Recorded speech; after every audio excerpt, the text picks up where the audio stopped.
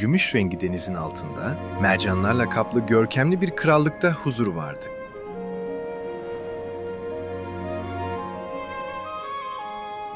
Küçük deniz kızı, pencerelerden süzülen ışık huzmeleri arasında yüzerek hayal kurardı.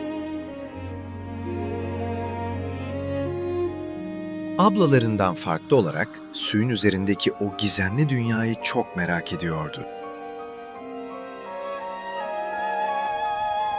Yüzeyi keşfetme yaşına geldin kızım. 15 yaşına bastığı gün babası kraldan yüzeye çıkmak için izin almayı başardı. Bu gemi ne kadar da güzel parlıyor. Su yüzeyine çıktığında yıldızların altında devasa ve ışıl ışıl bir gemi gördü. Güvertede gülüşü güneş kadar sıcak ve yakışıklı bir prens arkadaşlarıyla eğleniyordu. Dalgalara karşı koyun! Aniden gökyüzü karardı. Rüzgar uğuldamaya başladı ve dev dalgalar gemiyi kuşattı. Gemi parçalanırken prens sulara gömüldü. Deniz kızı hızla onun yardımına koştu. Lütfen uyan prensim. Prensi kucaklayıp Buradayım, kıyıdaki seni bir koruyacağım. manastırın kumsalına, güvenli topraklara taşıdı. Umarım prens iyi olur. Prens gözlerini açmadan önce yardım seslerini duyan deniz kızı kayaların arkasına saklandı. Uyandığında prens, karşısında deniz kızını değil, yardıma koşan genç bir kızı gördü. Onu tekrar görebilecek miyim? Sarayına dönen deniz kızı artık kalbindeki bu büyük aşkla huzur bulamıyordu. Çaresizlik içinde denizin en derinindeki karanlık mağarada yaşayan cadıya gitti.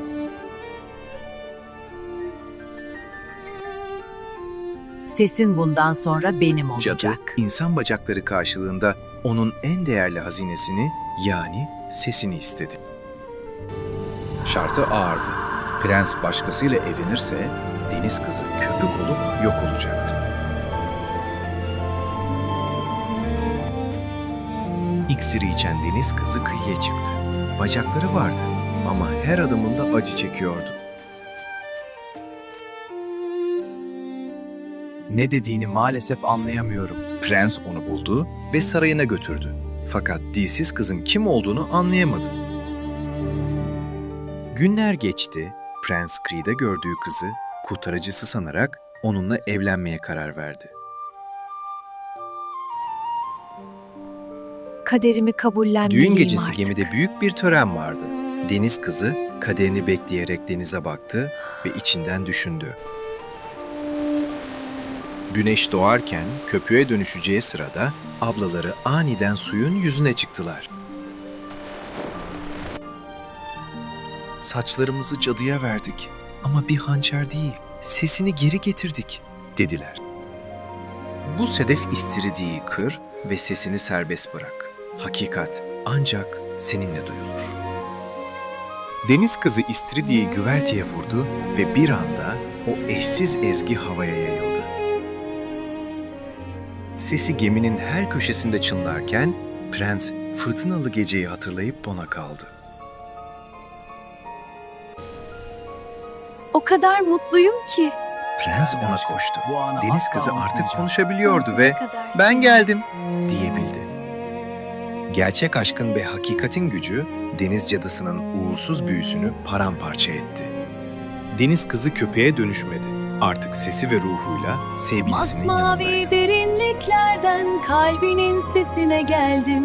Artık senin dünyanda sevgimizle nefes alırım.